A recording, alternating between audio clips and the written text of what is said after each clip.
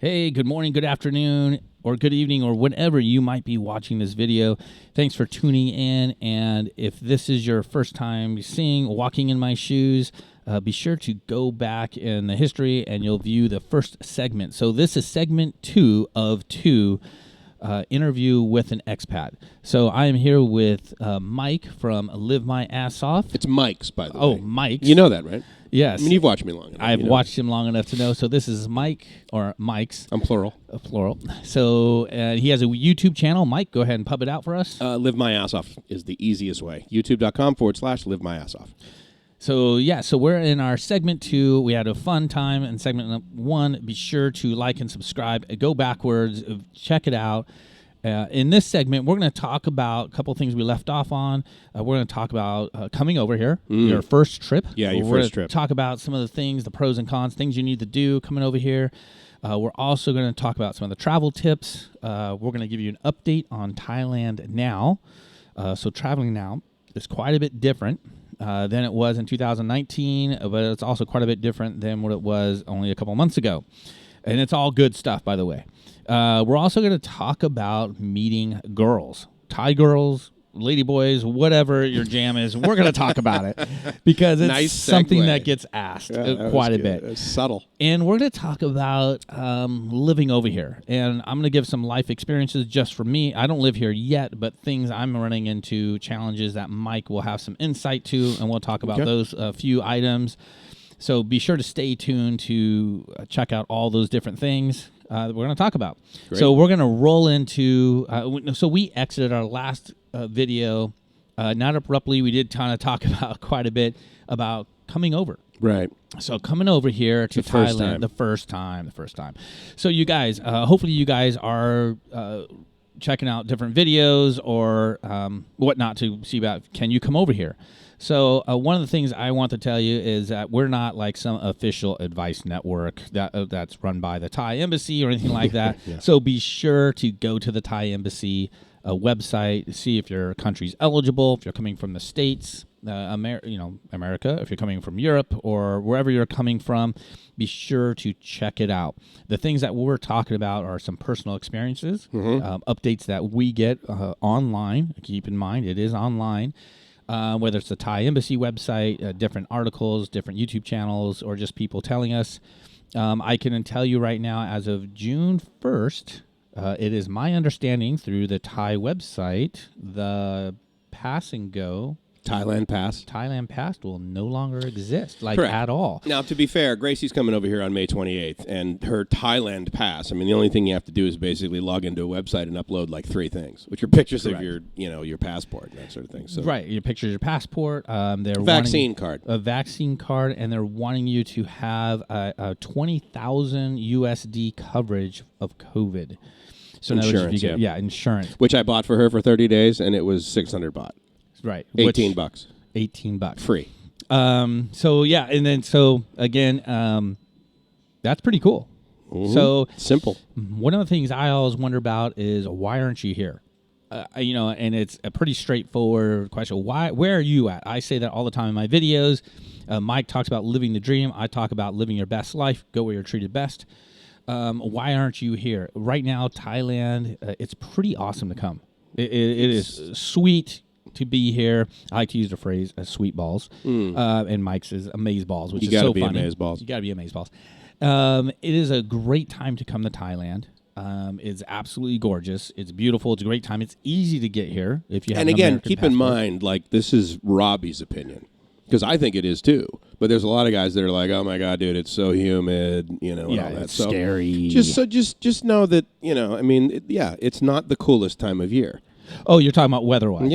Yeah, and we will talk about that as well. Again, so where are you at? Do you want to be here? And I do talk about it in my videos. If you can't be here, maybe you got other responsibilities. Maybe you're married. Maybe you have kids. Maybe you have a profession where you can't just travel and have 3 weeks. like most people. Exactly, like most people. And being at home, that's okay. You can, like myself, I viewed these type of videos for over a year, and I made that decision, and I said, hey, within the next 2 years, I will be here. And, of course, I was here within a year. How long did you watch videos before you got on the plane November 2019? It was interesting. It was in April of that year that my friend Tony, which I mentioned before, said, hey, check out Thailand. He was here for the national holiday Songkran. In 2019, oh my God. 2019, which was the last time. Yeah. It was a shit show. And you guys, I typed in YouTube Songkran 2019 and... Game over. Do not hesitate to watch those videos. It's entertaining. It changed. It was so entertaining. And just, if you don't know, the short answer is that it is the Thai New Year, and what we're talking about, the nonsense, is the way that they celebrate it, which is with a significant amount of water that is sprayed upon you, usually ice water from foreigners if you're in like a very tight expat area, you know, like Pattaya or something like that. But it's it's very wet. So he is showing me pictures. And I'm watching videos. He's sending me pictures of this Thai girlfriend he met, absolutely gorgeous, and he's taking her to Phuket. He's taking her around different areas, the Tiger Kingdom. Hanging out with tigers. How cool is that? And monkeys. You haven't done that. I did do that, which we will talk about. Yeah. So, and he told me how he met her, and which we're going to talk about here. He told me what they were doing, what they were up to, and his relationship with her. But anyways, so he was over here for Songkran. That was when I first started watching these videos, talking with him. He kind of coached me in a way to watch these videos, and he encouraged me to, when I get here, and again, he was supposed to come with me in November, and he was a no-show. So I know who you are. You're a no-show. I was here. Your buddy, Tony. My buddy, Tony. You got to show up, buddy. Looking forward to seeing you. Anyways, I'm totally grateful for him. I was going through my own personal crisis, so I went through a divorce a couple of years prior, actually a year prior, and just kind of... That's still pretty raw, I guess, right? Yeah, very raw, but I had already gone to several different countries. I toured around South America a little bit. Which countries down there? Peru. Okay. So I was down in Peru for a short time, and then I went up to Canada and just kind of doing some That's adventures. Not really a foreign country. That's not a foreign country. Peru was definitely foreign. Oh, yeah, for and sure. Honestly, could I live there? Yes, I could. I thought it was amazing. Really? Okay. I wasn't into the whole food thing like I thought it would be. Where in Thailand, man, the food's amazing. Yeah, sure. Oh, it's best food in the world here. But the thing is, I went. And if someone asked me, where are you at? I would tell them, I'm going. So one of the things I did when I went to Peru, as I was challenged, hey, you want to go hike around Machu Picchu? Which sounds more intimidating than what it was. But the hike around Machu Picchu, called Rainbow Mountain, was definitely intimidating as it's 17,000 feet. Okay. And so that's for pros, basically. Yeah, basically 47 years old. And you don't grab a pack of cigarettes and just head on up. No, you don't. Got it. And it was definitely a challenge, and it was awesome. I loved it. But the point is where are you at, and are you here? So that's my challenge to you guys. If you are able to come to Thailand, can you do it? How much does it cost? And what does it mean to come to Thailand right now? So both Mike and I went through this experience. We did a lot of homework. Mike is a homework pro, by the way. So we're going to ask him questions about how much it cost for him and kind of what it costs now and what he thinks it costs now. Because Mike does travel around, and like myself. Right. So let's talk about a first-time trip and what's realistic for someone to bring. And we'll say 3 weeks, right? Okay. Yeah, because that was my... Because that's really so I know the exact amount, right? Yeah, so you really need to come. If you're planning on coming, a weekend isn't the way to go. No, you really look, if you're coming... if you're coming from the Philippines, it's no big deal. It's a 3-hour flight. Yeah. But we assume that the majority of the people watching this are basically from the U.S. and potentially probably from California, right? All your buddies from California. Yeah, most of my subs are from California. I do have several from Australia. So they're looking at effectively. Let's say, just for the sake of argument, we'll choose Los Angeles as your your starting off point. But for you, you have to cruise down to Los Angeles from Pismo, right? Yeah, I took a flight from San Luis Obispo, which is Central California, down and that adds. It added a few $100 each way. At my time, though. Okay, so my total travel time this last time was 27 hours. From the time you left your house. So actually, the time I left my front door, which I timed it, I'm pretty weird like that. Yeah. It was 27 and a half hours from the time I left my front door to the time I landed in Bangkok. right. Not the time I got to a hotel or anything. That was another hour and a half later. Yeah, it was. Well, yeah, I mean, it is. I mean, you got to wait. You got to wait. Actually, what's cool about here is when you get to the airport, setting up your cab, your transportation. You can do that all ahead of time. You can do it ahead of time. I found a lot of things I did when I first traveled here, and again, I was advised on YouTube, is, hey, don't book your room until you land. Now, I did book one night stay, and there's apps that really help. Well, I mean, sure. I mean, if you've traveled anywhere, I mean, everyone uses Agoda, everyone uses Airbnb, everyone uses Booking.com, same company. So what I did is I was told, download Agoda, and when you land, book your second night here. So wait, this is an interesting question. They said download, like you hadn't used Agoda yet in the U.S.? I've never used it. What were you using? Oh, Expedia. I used Expedia or Airbnb. Okay. And I had an expat say, hey, download Agoda, but don't book until you get here. I mean, book your first night. I don't understand that, but I mean, I would not give people that advice. Yeah, this is what I did. So, and you can do it too. I mean, I think because I traveled out of a backpack. So all my travels previous to the other countries I went to was pretty much out of a backpack. Okay. Meaning I packed one bag. Okay. Which I have videos on that. So look back. You can check out what I packed for my first trip. And I downloaded Agoda. And when I landed, I booked my second night. So my first night, I did have it pre-booked. I had my cab ride because I landed at midnight.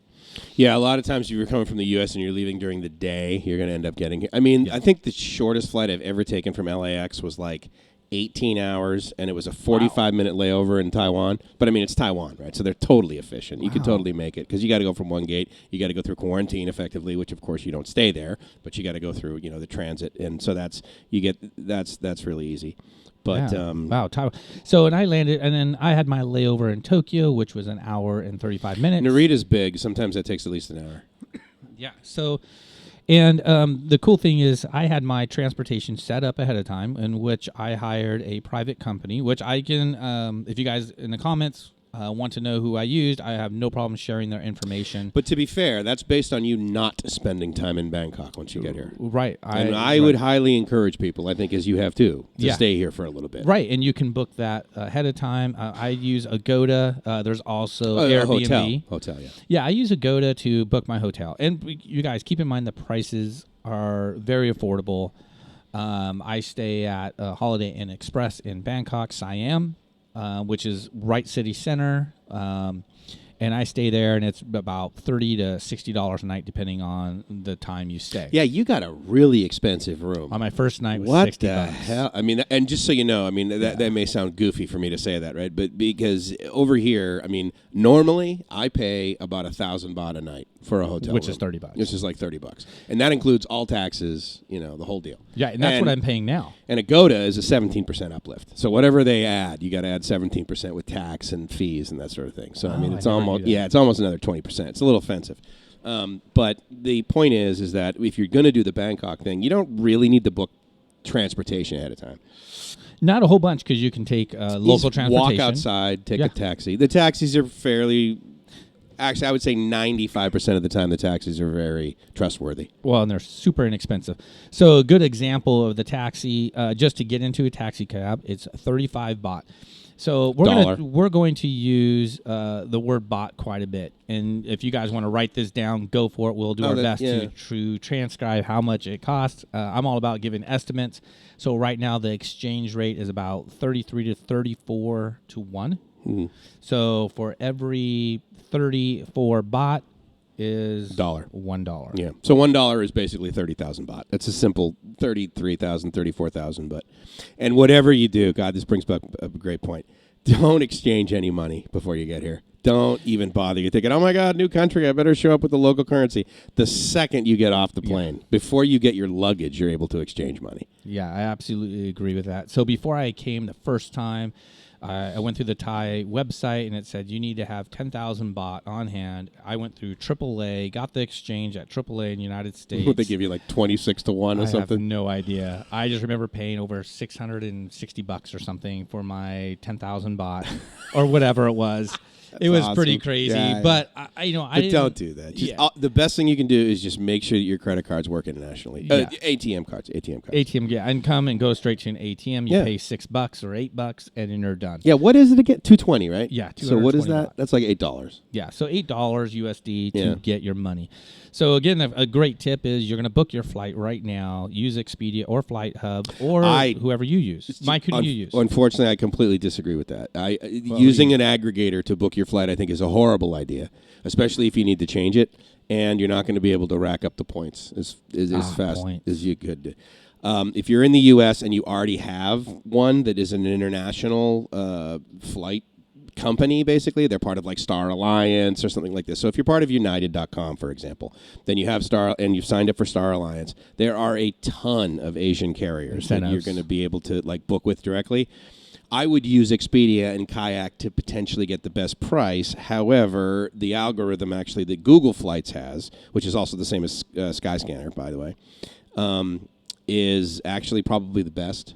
And they also have been doing it long enough where it's Google, right? So therefore they have deals. So if you click on Google, if you go to Google Flights, and then you look for the flight, like let's say for the sake of argument on Japan Airlines, and it says book with Japan Airlines, when you get shot over to the Japan Airlines website, as you know, right, in the URL there's a big hash because they're taking track of it, and you'll get a discount. Usually. Not all the time, but usually.